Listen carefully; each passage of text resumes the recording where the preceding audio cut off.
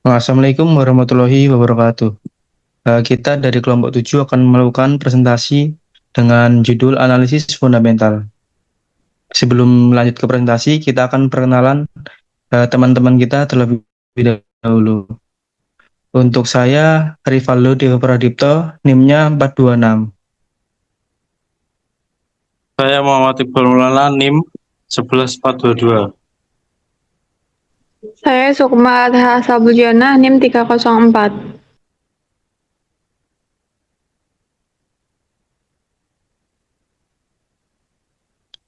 Oke, jadi langsung lanjut aja ke materi utamanya. Yang pertama adalah latar belakang. Salah satu cara yang sering dipakai buat nilai saham adalah analisis fundamental, yakni metode buat lihat nilai asli saham berdasarkan kondisi finansial dan performa perusahaan. Analisis ini lebih fokus ke data ekonomi, laporan keuangan, dan rasio-rasio keuangan yang nunjukin seberapa untung, liquid, dan efisien perusahaan itu. Dengan ngulik laporan keuangan secara dalam, investor bisa tahu apakah saham itu undervalued atau harga pasar di bawah nilai aslinya, atau overvalued, harga pasar di atas nilai aslinya. Jadi analisis fundamental ini bantu investor bikin keputusan investasi yang lebih logis dan bisa diukur. Selain itu, investor juga sering pakai.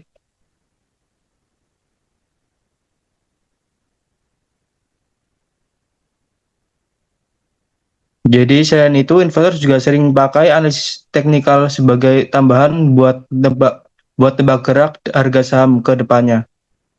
Analisis teknikal ini lebih perhatian ke pola dan tren harga secara volume jual beli yang kelihatan di grafik. Oke, lanjut.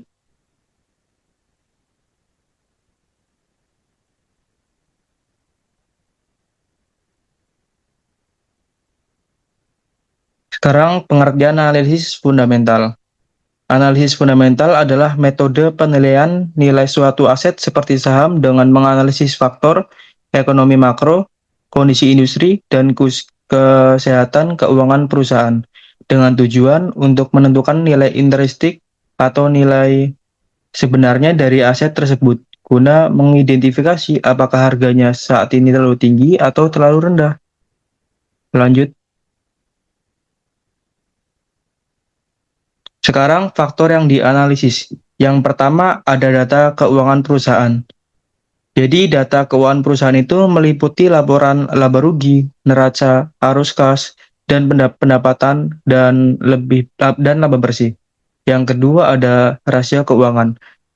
Jadi rasio keuangan itu juga meliputi rasio valuasi seperti price to earning ratio, P atau V, uh, ratio atau book ratio atau P atau B, dan return of equity atau PQE. Yang ketiga ada kondisi industri, meliputi pertumbuhan industri, persaingan, dan tren pasar. Yang keempat ada faktor ekonomi makro, yaitu kondisi ekonomi secara keseluruhan seperti suku bunga, inflasi, PDB, dan kebijakan pemerintah. Lanjut.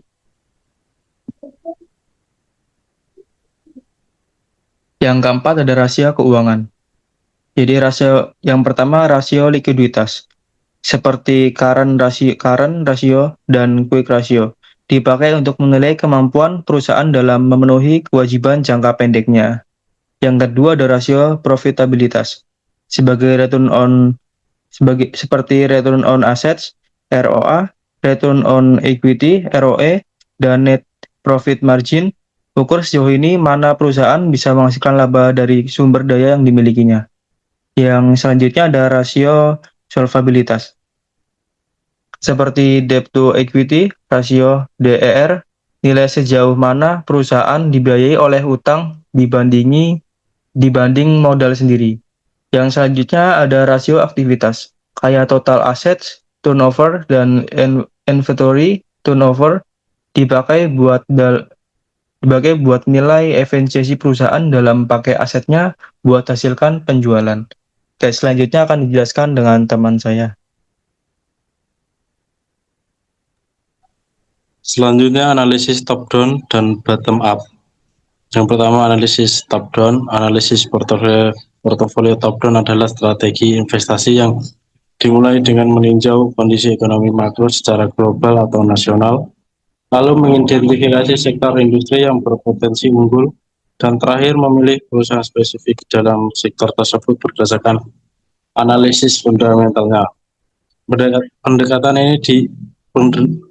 ini ibarat corong, mulai dari gambaran besar ekonomi makro seperti PDB, suku bunga, inflasi, lalu menyempit ke sektor tertentu, dan akhirnya ke saham individu. Yang kedua, analisis bottom up. Analisis bottom up dalam analisis portofolio adalah pendekatan yang berfokus pada analisis fundamental perusahaan atau aset secara individual, dimulai dari detail mikro perusahaan seperti keuangan dan operasinya, sebelum mempertimbangkan faktor-faktor makroekonomi yang lebih luas. Tujuannya adalah mengidentifikasi saham atau aset yang undervalued, ternilai terlalu rendah, berdasarkan potensi kinerja dan nilai intrinsiknya untuk membangun portofolio yang kuat dan tahan lama. Selanjutnya, analisis teknikal dan implikasi efisiensi pasar. Analisis teknikal adalah metode untuk memprediksi pergerakan harga aset di masa depan dengan menganalisis data historis harga dan volume perdagangannya, bukan nilai fundamental perusahaan. Teori ini mengasumsikan bahwa tren harga masa lalu akan terulang, dan para investor menggunakan grafik, pola, serta indikator teknis seperti moving average, rata-rata bergerak, dan relative strength index atau RSI untuk menentukan waktu masuk dan keluar yang optimal dari sebuah portofolio. Implikasi efisiensi pasar.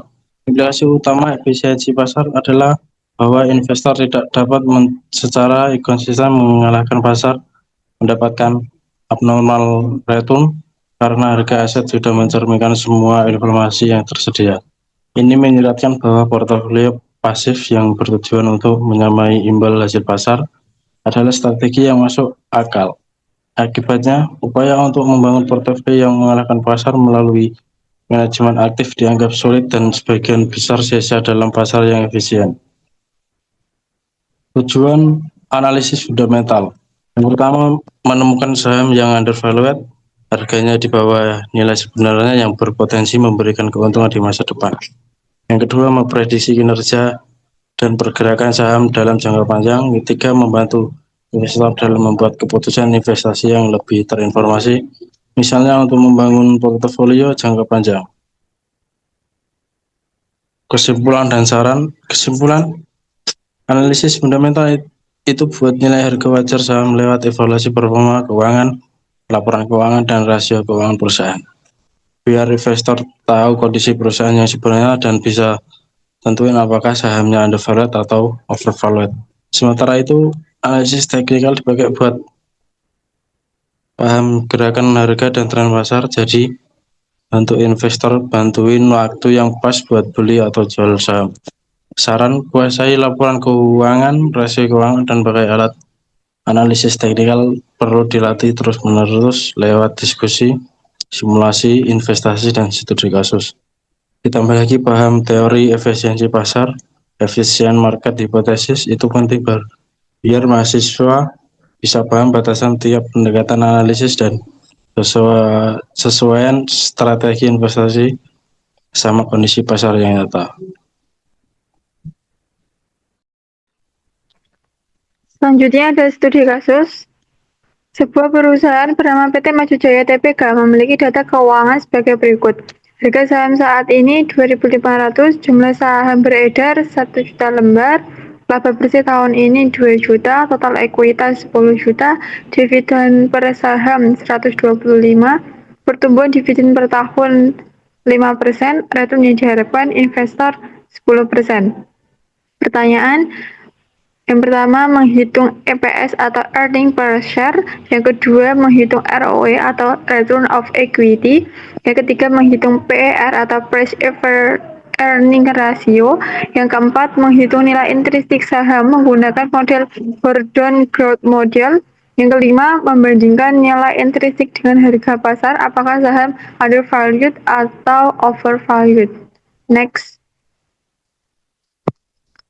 Penyelesaian yang pertama, ditanyakan EPS atau earning per share menggunakan laba bersih dibagi jumlah saham beredar, berarti 2 juta dibagi 1 juta, EPS-nya 2000 per saham. Yang kedua, ROE atau return on equity.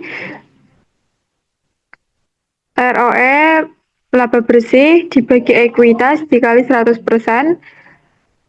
berarti 2 juta dibagi 1 juta dikali 100%, ROE-nya 20%. Yang ketiga, PER atau Price Earning Ratio. Cara mencari PER adalah harga saham dibagi earning per share. Harga sahamnya 2.500 dibagi earning per share-nya 2.000. Price earning ratio menghasilkan 1,25 kali. Yang keempat, ada nilai intrinsik atau model Gordon Growth. Menggunakan rumus P sama dengan D dibagi K dikurangi G. D sama dengan DPS dikali 1 plus 0,05 sama dengan 131,25. P sama dengan 131,25 dibagi 0,10 sama dengan 0,05. 131,25 dibagi 0,05 sama dengan 2.625. Untuk analisis nilai saham, nilai intrinsiknya 2.625 dan harga pasarnya 2.500. Karena nilai intrinsik lebih besar daripada harga pasar, maka saham undervalued. Artinya saham PT Maju Jaya Tbk layak dibeli karena harganya masih lebih rendah dari nilai wajarnya.